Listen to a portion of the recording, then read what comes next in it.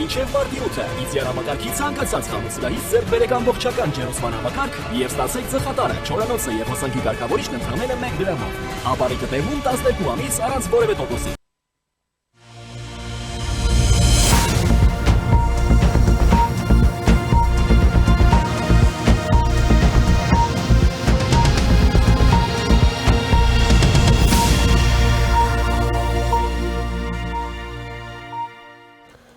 Շարունակում ենք աշխատել առաջինի ուղիղ եթերում, ես Ժիրայր Ոսկանյանն եմ, զրուցակիցներս սոցիալ-տնտեսական զարգացման կենտրոնի ղեկավար Գագիկ Մակարյանը եւ Վիլսոնյան Հայաստան կազմակերպության ղեկավար Գեորգի Միրզախանյանն են, բարև ձեզ։ Բարև ձեզ։ Պարոնայք, խոսենք առաջնահերթ Հայաստանի անվտանգության մասին, բայց բնականաբար այդ համատեքստում առաջնային համարելով տնտեսությունը կամ տնտեսական մեր հեռանկարները։ Սկսենք նրանից, թե որոնք են մեր տնտեսության, նաև որոնք ապահովում է մեր երկրի կամ մեր երկրի անվտանգային բաղադրիչի մաս են կազմում նաև առանցքային ոլորտները եւ փորձենք հասկանանք ինչ են արվում այդ ուղղությամբ։ Որոնք են մեր հեռահար, այսպես ասենք, նպատակները եւ ուղղությունները այս համատեքստում։ Համեցեք։ Շնորհակալություն հնարավորության համար, ձեռնած Ես որպես երկար ժամանակ լեռնամետալուրգիայի աշխատող դրսում Ռուսաստանի տարածքում, որը համարվում է Կեմերոսի մարզում, որը համարվում է Ռուսաստանի արդյունաբերության սիրտը, եւ այդպիսի աշխատություն ունեմ գրած, թե ինչպես է զարգանում Կուզբասը եւ որը իրեն արդյունաբերության ստրուկտուրայով լեռնամետալուրգիայով շատ նման է մեր հանրապետությանը։ Այդ իմ տեսակետով, իմ գրված թեզերի հիման վրա կարող եմ ասել, որ բոլոր պետությունների անվտանգության առաջին պարամետրը դա զարգացած արդյունաբերությունն է։ Չունենալով որևէ պետություն, ես ասել եմ մարզի համար, հիմա կոնկրետ Հայաստանի համար, եթե Հայաստանը չունենա լավ զարգացած արդյունաբերություն, որը տալու է զարգացնելու է բազմաթիվ ճյուղեր արդյունաբերության, իրեն հումքի վերամշակման, բոլոր տեսակի անվտանգությունները չեն կարող ապահովել եւ ելնելով դրանից կարող եմ ասել ուսումնասիրելով մեր Հայաստանի արդյունաբերության ստրուկտուրան, որը սովետական միության ժամանակ ամենազարգացած լեռնամետալուրգիաներ, որից հետո էլեկտրոնիկաներ, որից հետո քիմիաներ, որոնք ստրատեգիական նշանակություն ունեցող արդյունաբերության եւ զարգացման համար ճյուղեր էին։ Այսօր այդ ճյուղերը թուլացել են մեր անկախություն ստանալուց հետո լեռնամետալուրգիան էլ թուլացավ մինչև 2000 թվականները, իսկ քիմիան համարյա մենք չունենք, թեթև արդյունաբերությունը համարյա չունենք, մենք կրիզիսի էտապը երևի վերջին տարիներս կարողացել ենք վերականգնել, բայց տեմպերը շատ թույլ են, մենք որպեսզի ունենանք զարգացում եւ այսօր մեզ զարգացում է պետք եւ արագ զարգացում, մենք պետք է շատ լայն թափ տանք եւ զարգացում տանք մեր լեռնամետալուրգիային։ Լեռնամետալուրգիան որպեսզի զարգանա, մենք պետք է ուշադրություն դարձնենք մենք հանքային ռեսուրսներին։ Այնպիսի հողակտոր 30,000 քառակուսի մետր, որ Հայաստանի այսօրվա անկախ Հայաստանը ունի, աշխարհում գոյություն չունի այդքան փոքր հողակտոր, որ ունի մեծ պաշարներ։ Այսօր դեռ 1990 թվականի սովետական միության հետազոտում կայացրած գեոլոգների, մարկշեյդերների ապացույցով եւ Մոսկվայի ֆոնդերում դրված պաշարներով միայն մետաղական պաշարներ Հայաստանը ունի 4.5 տրիլիոն դոլարի պաշար։ Ոչ մետաղականների պաշարը մինչև 3.5 տրիլիոն դոլար, առաջերտին պերլիտը, եւ բազալտը, տուֆը, վերջերս կարելի է ողջունել մեր այսօրվա կառավարության նախաձեռնությունները, երբ որ երկու սիմպոզիում կազմակերպեցին հազվագյուտ մետաղների եւ փոչամբարների վերամշակման վերաբերյալ, որտեղ հազվագույն մետաղների եւ էլեմենտների մեծ պաշարներ կան։ Հազվագույն մետաղների եւ էլեմենտների պաշարների արժեքը հաշվարկով, մոտավոր հաշվարկով անում է 2.5 տրիլիոն $։ Եթե գումարենք, բոլորը դառնում է այսօր Հայաստանը ունի 10.5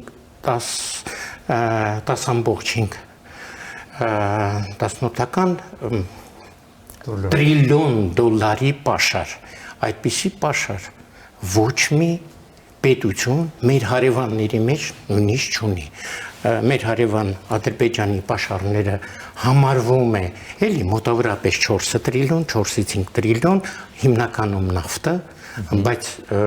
որը չի վերամշակում հումքի ձևով մի են տալիս, իսկ մենք մեր պաշարները եթե վերամշակենք, այդ տրիլիոնները կրկնապատկվեն։ Ինձ թվում է, ես առաջարկել եմ մի քանի անգամ ելույթ եմ ունեցել եւ առաջարկել եմ մեր կառավարությանը, ողջունելի է, որ իմ համար մեկ առաջարկը, երբ որ նախարար Կիրոպյանին առաջարկեցի, վարչապետը գնաց ընդառաջեց եւ շատ արագ առաջի անգամ 2020 թվականին մեր կառավարությունը ընդունվեց օրենք, որ լեռնամետալուրգիան մցրեց հարկային դաշտ։ Եվ այսօր պատահական չէ, լեռնամետալուրգիան, եթե ոչ համարում եք, ամենախոշոր հարկատուներից մեկն է։ Իսկ եթե միջազգային օրենքներով մենք հարկային սիստեմը լեռնամետալուրգիայի, հազվագյուտ մետաղների, քիմիայի, ոչ մետաղական պաշարների սկսենք զարգացնել եւ հարկավորենք, այսինքն հարկերը վերցնենք միջազգային օրենքների համապատասխան, Հայաստանը կունենա շատ թռիչքային զարգացում կունենա։ Բայց հաջորդ հարցը դա է, ինչու դա չի արվում, այդքան փողը ինչու գետնի տակից չի հանվում, ինչու այդ հարկային համակարգը չկա։ Ինչու՞ն է խնդիրը, այսինքն մենք դրա կարողության դա իրականացնելու մեխանիզմների պակաս ունենք, ի՞նչն է խնդիրը։ Մի քանի պատճառներով։ Նույն խորհրդային ժամանակներում, ասենք հանքարդյունաբերության համար կամ մեքենաշինության կամ արդյունաբերական աճողերի զարգացման համար մենք ունենք ուժեղ քիմիական արդյունաբերություն, որը որ արտադրում է շատ տարբեր տեսակի թթուներ եւ այլ նյութեր, որոնք այդ թվում նաեւ նայրիտը, պոլիվինիլացետատ գործարանը, նայրիտը եւ այլ քիմիական խոշոր գործարաններ, որոնք որ արտադրում էին այն նյութերը, որոնք օգտագործվում էին այդ լեռնաշնաբերական ճյուղերի կամ այլ ճյուղերի զարգացման համար։ Ընդ որում մենք նաև գեր, մաքուր թթուներ եւ այլ նյութեր հաճախ նաև ներմուծում էինք, բայց հիմնականում կարող եմ ասել, որ քիմիական արդյունաբերությունը Հայաստանի շատ ներդաշնակեցված էր արդյունաբերության միշտ ճյուղերի կարիքների հետ։ Եվ պատահական չի, որ նայրիտի նման գիգանտ գործարանը, ես ուզում եմ նաև նայրիտի վրա կանգ առնել, որտեղ այստեղ մի հետաքրքիր խնդիր է առաջացել վերջերս։ Նայրիտ գործարանի թեման շատ, այսպես ասած, այո, քննարկվեց, տվեցին առան, տարբեր մոտեցումներ եղան, տարբեր առաջարկներ եղան, համաշխարհային բանկը, տեղական արտադրողները, կառավարությունները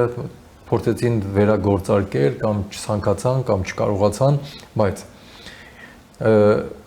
լսել եմ, որ 60 միլիոն եվրո է գրվել դրա մասին մամուլում, մեր կառավարությունը գումար է ստանում Եվրամիությունից,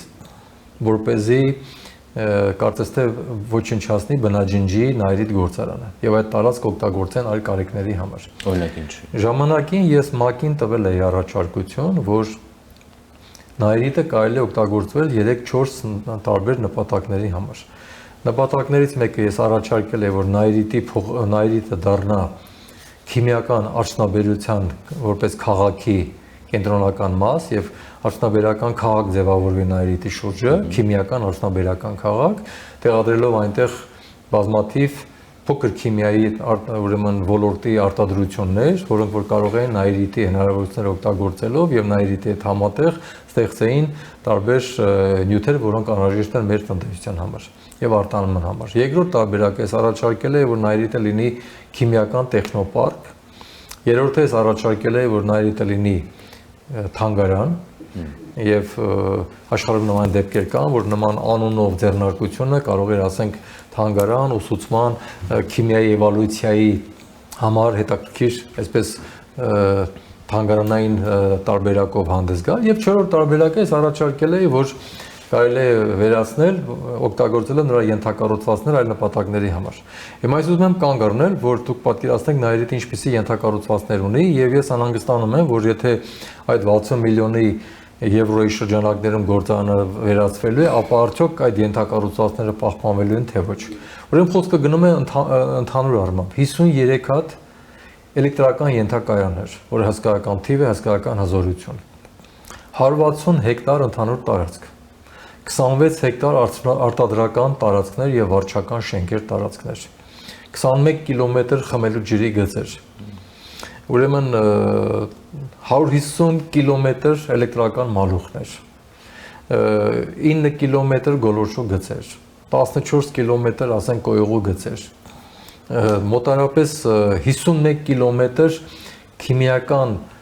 թափոնների համար հատուկ կեղտաջրերի, ուրեմն կոյուղագծեր։ Այսինքն դուք պատկերացնեք ինչպիսի գիգանտ ենթակառուցվածքներ կան, որոնք արժեն միլիոնավոր, տասնյակ միլիոնավոր դոլարներ։ Եվ ինչն է հետաքրքիրը, որ ինչքան էլ Նայիրիտը հիմա թուլացել է, հայքայվել է, որոշ բաներ երկաթի ջարդոններ փոխարեն կտրել են, օգտագործել են եւ այլն, բայց խոսքը չի գնում կաուչուկի մասին։ Ես կաուչուկի թեման դեռ չեմ շոշափում։ Ես շոշափեմ հետեւյալը, առաջինը, որ պայուսներում դեռևս կան հսկայական քանակով թթուներ, որոնք կարող են օգտագործվել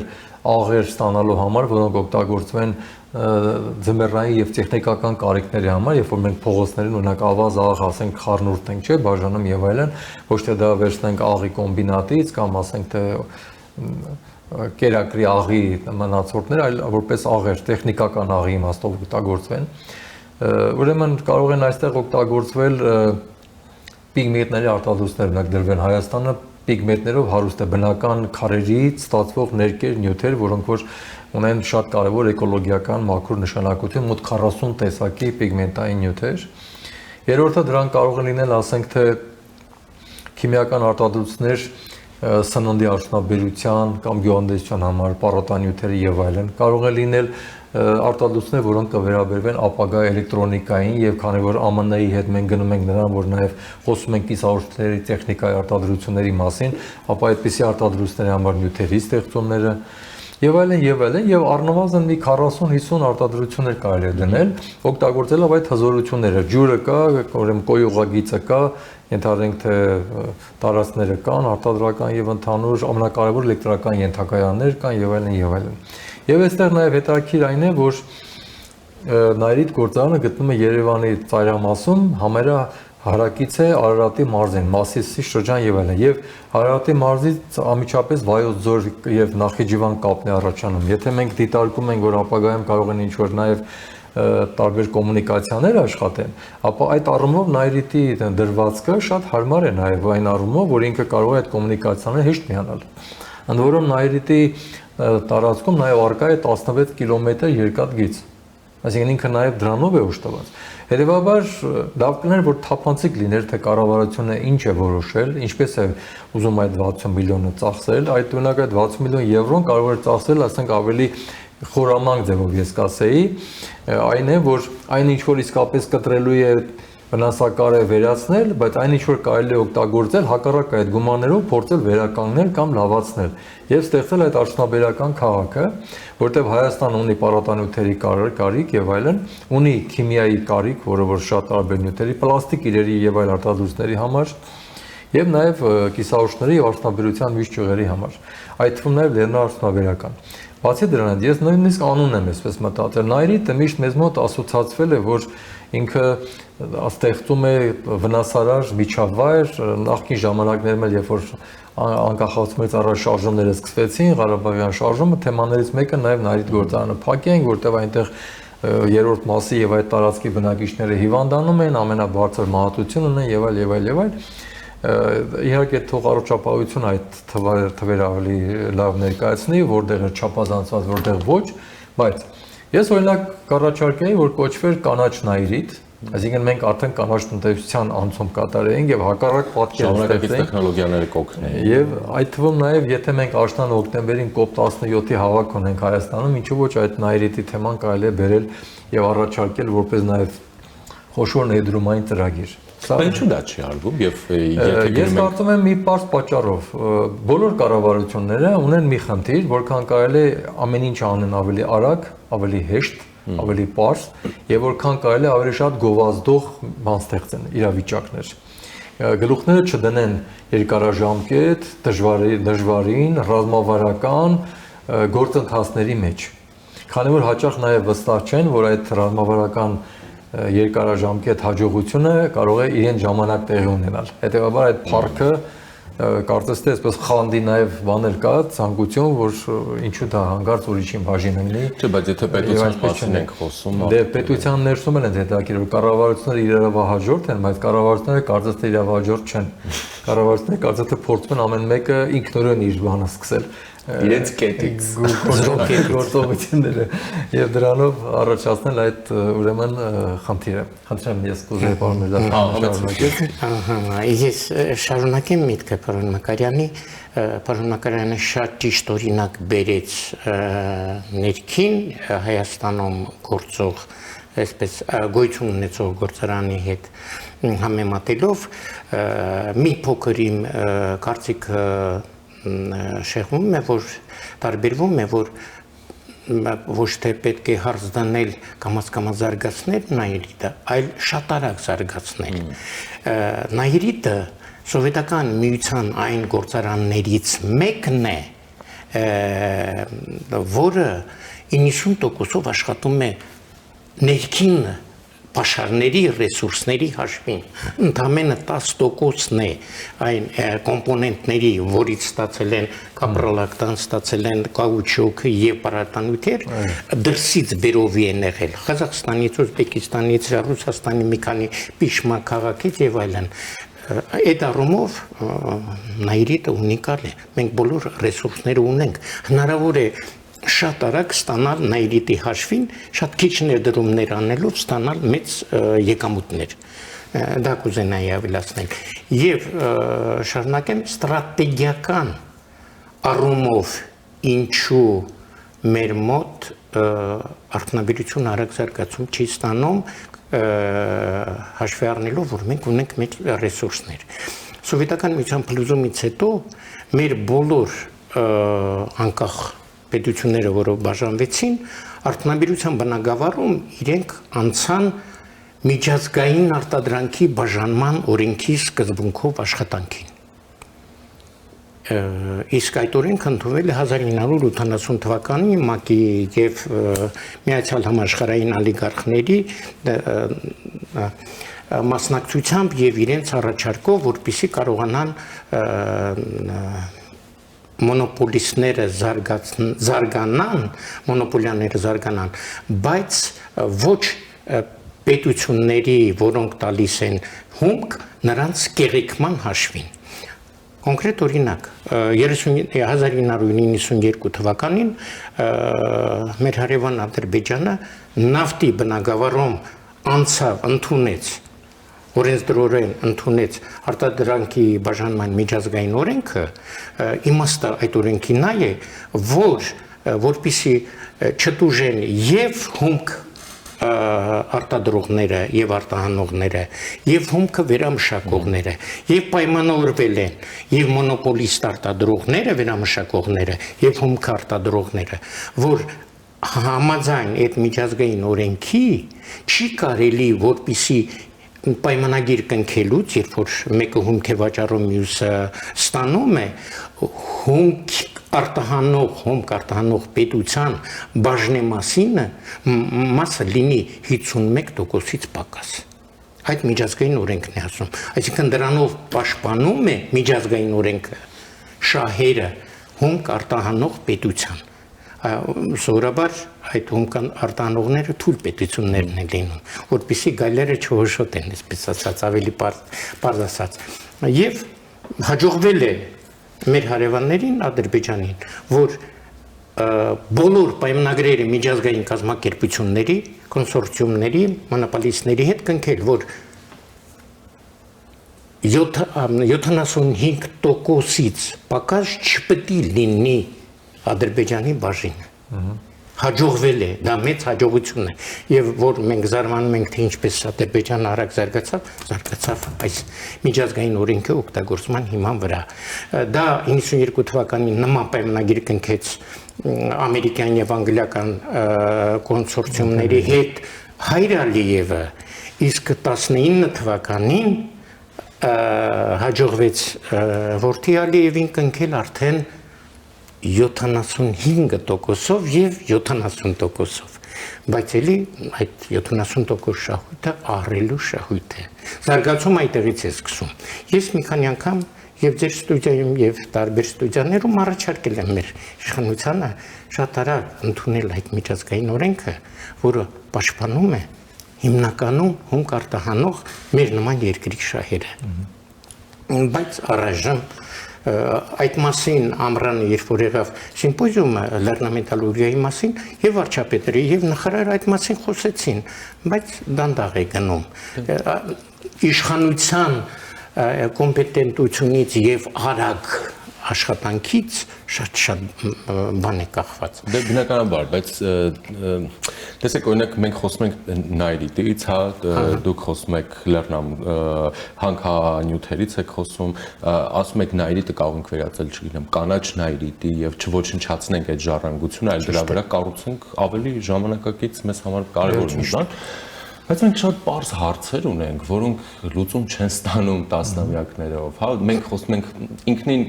օրինակ եթե նայրիտի օրինակը դիտարկենք, հա, մեգա նախագիծ է, այսպես ասած, նրա վերափոխումն էլ պիտի այդպեսին լինի, չէ, հաշվի առնելով մասշտաբները եւ սպասվելիքներից արդյունքները, ներդրումները, պարզ բաներ մեզ մոտ մինչև հիմա օրինակ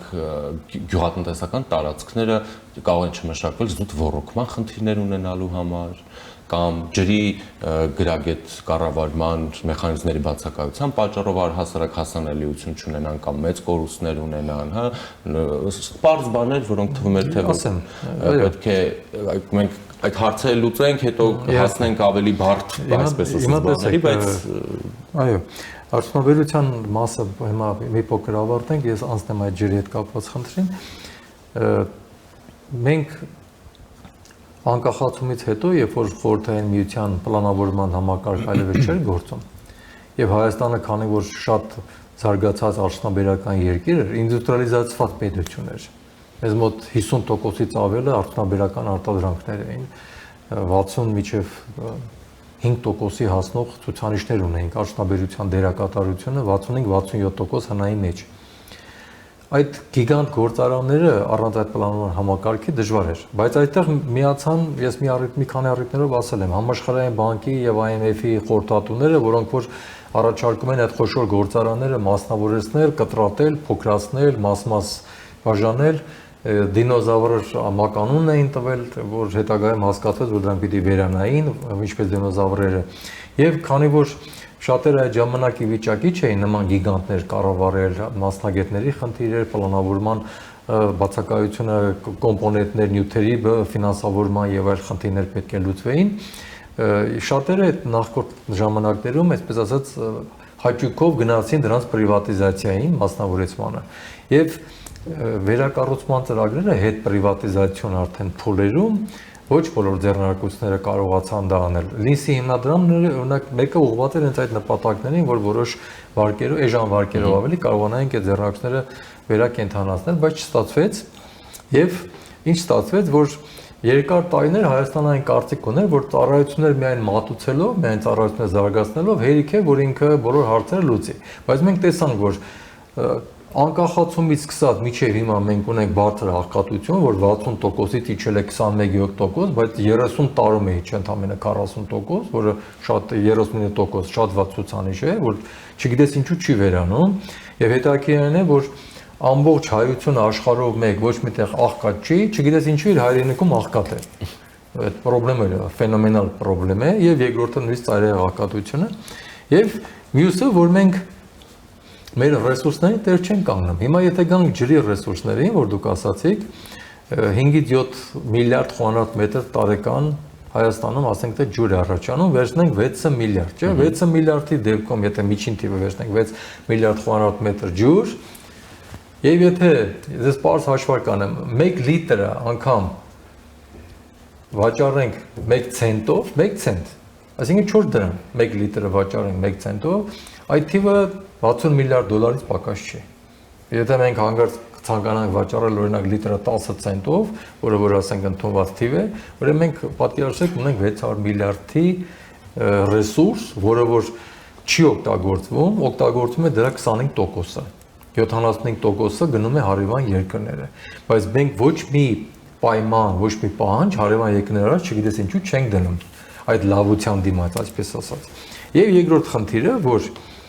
դեռ հերիք չի, որ մենք այդպես ենք վերաբերում այդ գլոբալ ուրեմն ցուցանիշներին, ջրի,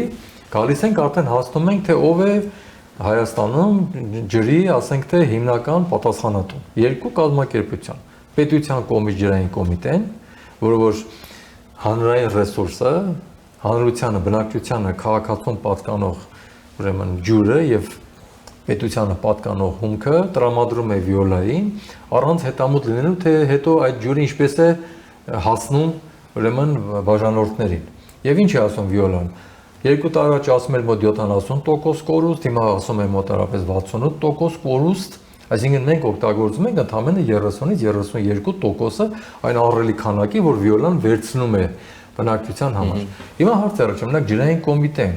ջրաչափեր օրինակ դրել է այն ամենասկզբի մասում, որ Վիոլային ասի գիտես, ես քեզ տվեցի 100%, 70%-ը կորավ, 30%-ը հասավ բնակչության, այդ 70%-ի համար պիտի վճարի։ Չգիտես ինչու, այդպեսի ինչ որ այսպես անհասկանալի ստվերային, ես կասեի նաև կոռուպցիոն սխեմա է գործում փաստորեն։ Որովհետև ջրային կոմիտեին ոչ ոք իրավունք չի տվել պետական եւ ժողովրդին պատկանող ռեսուրսը այդպես նվիրել եւ ընդհանրապես չհաշվառել։ Վիոլանեն ասում է, ես ցանցերն եմ սպասարկում եւ բաժանորդների համար եմ հաշվիչներ դրել, ես տեր եմ հաշվիչներով ծախսված ջրի ուրեմն գումարները հավաքելու համար։ Երբ որ խոշոր հարկատուների 1000 հարկատուների ցուցակը նայում ենք, իր վճարած հարկերից երևում է, որ այդպես էլ կա։ Այսինքն ինքը այն ամենասկզբի ջրի քանակի մասին չի խոսքը գնում, իր վճարած հարկերը վերաբերվում են նաև բաժանորդներին տված գումարին։ Ես հաշվարկ էի արել 2 տարի առաջ եւ ուղարկել էի նամակ կառավարությանը, բարձրագույն ղեկավարությանը, որի պատասխանները 2 տարի անցել է չեմ ստացել։ Եվ ես հաշվարկել եմ, որ այդ 70% կորուստը միայն խմելու ջրի դեպքում չեմ հաշվում մնացած գետերը եւ այլ ջրերը, որոնք կորում են գնում են։ Կազմում էր ուրեմն 100 լիտր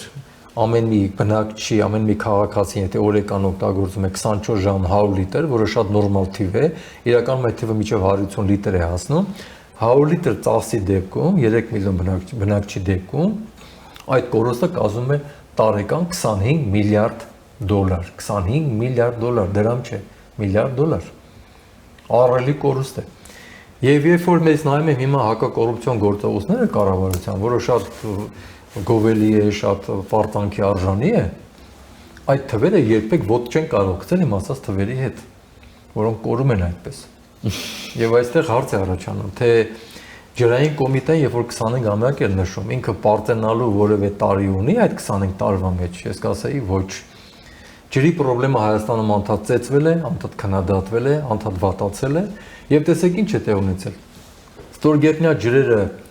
անխնա օգտագործվեցին ջրավազանների, ձկնաբուծարանների եւ այլ կարիքների համար գյուղանդեսական, առանց հաշվառելու։ Ջրային ռեսուրսները խմելու այսպես կորում են, ջրային կոմիտեն ոչ մի էական պահանջ չի դնում, հանրային ծառայությունները ուրեմն ղեկավարող հանձնաժողովը առանձնապես կարծես թե առարկություններ չունի կամ չի խոսում, նույնիսկ ինքը որոշ տեղերում այսպես անհասկանալի կամ այսպես նահանջող կեցվածք ունի, հավանաբար այնտեղ էլ օրենսդրության փոփոխության կարիք կա, լիազորություններ լավացնելու եւ այլն, բայց հետաքրքիր է, որ ոչ ոք կարծես թե չի հետաքրքրվում։ Օրինակ այս թեման ես կարծում եմ բոլոր քաղաքական կուսակցությունների թեմա պետք է լինի, անկախ դա ընդդիմություն է թե դիմություն է։ Ինչու՞, որովհետեւ եթե մեր համանadrությունով կուսակցությունները ձևավորում են պարլամենտ եւ մենք պարլամենտական երկիր ենք եւ կառավարություն, ապա ցանկացած կուսակցության համար, որպես իր ընտրական ծրագիր եւ հետագայի գործունեության թեմա է սա նաեւ հանդիսանում։ Եվ ինչու այդ ընդդիմախոսությունը չի զարգանում հենց այսպիսի կարևոր թեմաների շուրջը, երբ որ մենք այսպես տեսնում ենք շատ կենցաղային մակարդակի, ցածր մակարդակի վեճեր ու արգումենտացիաներ, որոնք որ ոչինչ պետության կամ ժողովրդի համար չեն տալիս։ Պարոն Մակարյան, գուցե պատասխանը շատ պարզ է, որ մարդիկ գլուխ չեն հանում, դա համար գլուխ չեն դնում, բայց մի հարց էլի է համատեքստում։ Տեսեք, այս ջրի պահով եւ Veolia ջուրը նոր ջրամատակարարման գրաֆիկ հրապարակեց 17 ժամ, այո, դաթարով մայիսի 1-ից սեպտեմբերի 16, այնուհետև դրա բուրըն արձագանք եղավ բնականաբար դրան։ Տարածքային կառավարման ենթակառուցվածքների նախարարը շտապեց հայտարարել, որ կառավարության միջամտությամբ չի փոխվում գրաֆիկը, 1 օր հետո ջրային կոմիտեի ղեկավարը նշեց, չէ, լինելու են ջրանջատումներ, բայց ոչ Veolia-ի սահմանած ի սկզբանե այդ ժամանակացույցով եւ այլն։ Դե հասկանալի է նաեւ դեմը ընտրություններ են շատ կոպիտ ասած, բայց ընտրություններից հետո կյանք կա այնուամենայնիվ։ Տեսեք, հիմնական կորուստները ես քննարկումներ ունեցել եմ հանրային ծառայությունների կարգավորող հանձնաժողովում այդ թեմայի Veolia-ի հետ։ Իրենք պատճառաբանում են խողովակները հին են փտած են։ Ես էլ ասում եմ, վաղուց արդեն հարևան երկրները եւ աշխարհը անցել է պլաստիկ խողովակների, ուրեմն դուք այդ սնիտները կամ շինարարական նորմերը կամ այդ փոփոխությունները կատարել եւ Հայաստանի կառավարությունն ունի պարտավորություններ, ներդրումներ կատարելու որոշակի։ Ես մի քանի առիթով նաեւ ասել եմ, եթե Veolia-ն ինքնուրույն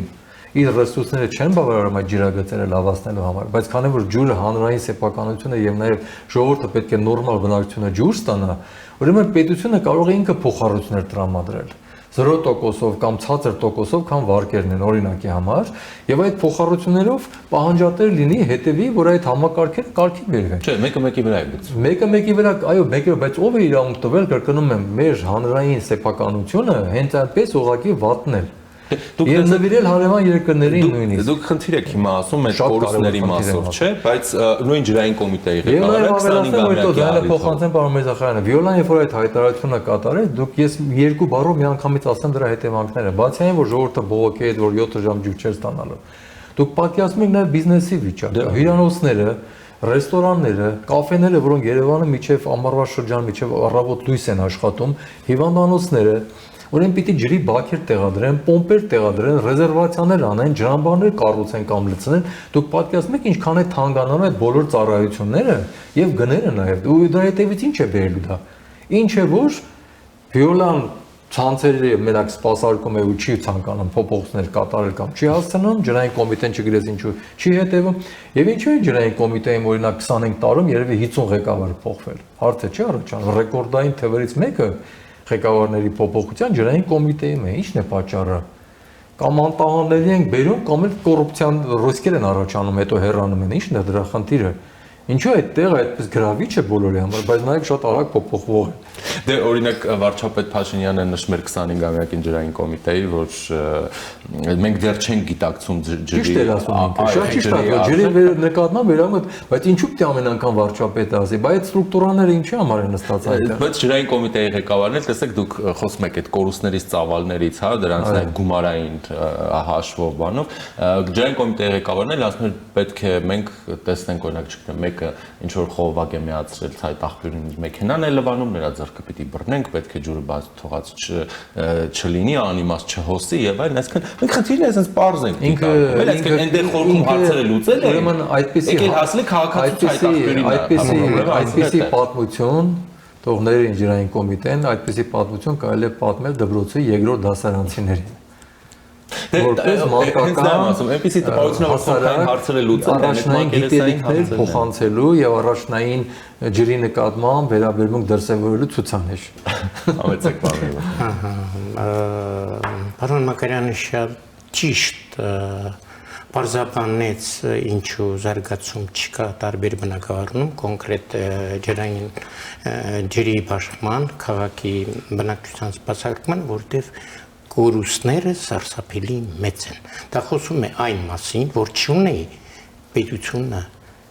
ճիշտ կազմակերպված վերահսկողություն իրեն բնական ռեսուրսների, ջուրը նույնպես բնական ռեսուրս է, ծախսերի վրա եւ դրա համար բացի կոռուպցիան սիստեմայից, կոռուպցիոն էլեմենտից կատարվում է երևի բնական ռեսուրսների թալան։ Ես ավելացնեմ, նույն բանը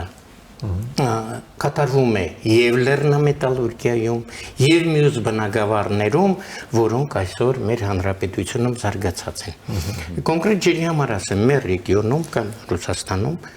հնարավոր չի, որ ջրի, կոյուղու, գազի, տարբեր սպասարկման, էլեկտրաէներգիայի կորուստները մինչև բնակիչ, մինչև սպառող լինի 25-30%-ից ավելին։ Եթե այդպիսին են տոկոսը կորուստների տոկոսը բարձր է 30-ից, արդեն անմիջապես պետություն միջոցներ է ձեռնարկում, ման է գալի կամ կոռուպցիոն էլեմենտ, կամ անմիջապես սպասարկող կազմակերպությանը, որը չի կարողանում էֆեկտիվ աշխատել, փոխարինում են մեկ ուրիշ կազմակերպության։ Այստեղ երևի մեր մոտ դա չի ստացվում։ Ինչու չի ստացվում, սկզբից վերադառնանք Նայիրիտին, դուք գիտեք, որ երբ որ մեր կառավարությունը, հատկապես այսօրվա կառավարությունը,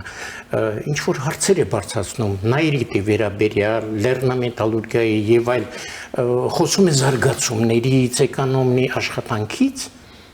անմիջապես մեր ինֆորմացիոն սիստեմաները, հատկապես որոնք մասնավոր են, հարձակվում են դեմ եւ ապացուցում են, որ դա հնարավոր չէ, կառավարությունը սխալ է անում եւ այլն եւ այլն։ Այսինքն, երբ կառավարությունը ուզում է բրազդի ուправление, ղեկավարման, էֆեկտիվ ղեկավարման լծակներ վերցնի իրեն վրա, մեր օլիգարխները, մեր էլիտան, հայ եւ դրսին հատկապես օգտագործում են իրենց բոլոր միջոցները, որպեսզի կառավարության նախաձեռնությանը դեմ աշխատեն։ Նայիրիտը, գիտեք, եւ կոնկրետ օրինակ, Չեխոսլովակիայում կա մի օլիգարխ Գրիգորյան Աշոտ, որը հենց կառավարությունը խոսում է Նայիրիտի մասին, Եվրոպայի տարբեր քաղաքներից հարձակվում են կառավարության վրա։ Եվ մեղադրում են կառավարությունը, ինչու, եւ հիմնական մեղավորը դա երևի անհամաձայնությունն է, մեր ոչ միաբանությունն է, մեր իշխանության, մեր էլիտայի, մեր օլիգարխների եւ այլնի, մենք պիտի կարողանանք մեր ազգային շահերի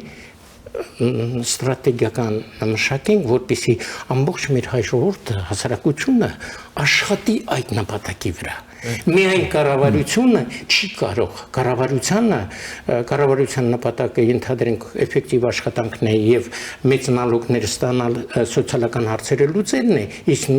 մյուս ուղղությանը էլիտային եւ օլիգարխների նպատակն է գերշահույթ ստանալ եւ կեղեքել ժողովրդին։ Մինչև դրան հասնելը մենք դեռ փորձում ենք մեզ ոչնչացնել իրար, այսպես ասած։ Եվ եթե հավելելու բան ունեք, այո, ես հասնում Քանի որ մենք անվտանգությունից խոսեցինք, ինքը մի գործիքակազմի մասին է երևի կուզենա խոսել, որը որոշակի զսպող նշանակություն կարող է ունենալ։ Այո։ Մի քանի անգամ ես այս հարցը բարձրացրել եմ, որպեսզի մենք կարողանանք էֆեկտիվ օգտագործենք մեր ռեսուրսները, աշխարհի բոլոր զարգացող եւ զարգացած պետությունների համանդրության մեջ գրված է, որ բնական ռեսուրսները պատկանում են ժողովրդին։ Բոլոր զարգացող եւ զարգացած հետամնացների մոտ կառավարությունը կամ ինչ որ կառավարության փոխարինող մի կազմակերպություն։ Մենք 1995 թվականի համանդրությունով ունենք այդպիսի գրանցում, որ Հայաստանի ընդերքի հարստությունը պատկանում է ժողովրդին։ Չգիտես ինչու 2005 թվականի համանդրությունում մենք փոխեցինք այդ կետը եւ գրեցինք դա արդեն Ռոբերտ Քոչարյանի ժամանակին, որ ընդերքը ռեսուրսները պատկանում են պետությանը եւ հանձնում են կառավարության հսկողությանը։ 2015 թվականին համանդրությունը փոխեցինք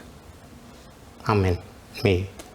իշխանություն գալով մտածում եմ ինչպես փոխի 2015 թվականի համանդրությունում այդ կետը վերածվեց հետեւյալ կերպ անդերքի հարստությունը պատկանում է պետությանը, հսկում է կառավարությունը, իսկ նա հանձնում է համապատասխան օրգաններին, որպեսզի նրանք բաշխեն, հսկեն եւ իրականացնեն այդ process-ը։ Այսինքն հսկողությունը, կատարումը հանձնվեց чиновникին, ժողովրդի սեփականության։ Այո։ Բաշխողը դարավ ինչ որ чиновник, որը կարող է այսօր ընդունել աշխատանքի մի քանի օրվա ընթացքում մեծ կորուստներ ձևակերպի, թույլատրի ում ուզում է ինչ ուզում է անի, աշխատանքից ազատվի, պատասխանատու գոյություն չունի։ Ես առաջարկել եմ, որ եթե մեր այսօրվա իշխանությունը եւ հետո ընտրություններից հետո ցանկացած իշխանություն համանդրությունը փոխել, այո, հարցը դրված է արդեն։ Այո, օրակարգում կա այդ հարցը։ Համար մեկ հարցը, մեր ժողովրդի համար, մեր զարգացման համար, ապագայի համար, պիտի մենք վերադառնանք մեր առաջին սահմանադրության այդ կետին, որտեղ առանց այդ կետի սահմանադրության մեջ նշելու մենք զարգացում չենք կարող ունենալ, որովհետև ոչ որ շահագրգռված չէ, որպեսզի ռեսուրսները օգտագործվի խնայողաբար եւ էֆեկտիվ։ Այս հարցի մասին, որ մենք խոսում ենք։ Հուսանք այդպես էլ կլինի։ Շնորհակալ եմ ձեզ։ Շնորհակալ։ Զրուցակիցներս են Գեորգի Միրզախանյանը, Վիլսոնյան Հայաստան կազմակերպության ղեկավար եւ Գագիկ Մակարյանը, սոցիալ-տնտեսական զարգացման կենտրոնի ղեկավար։ Մնացեք առաջինի հետ, ես Ժիրայր Ոսկանյանն եմ։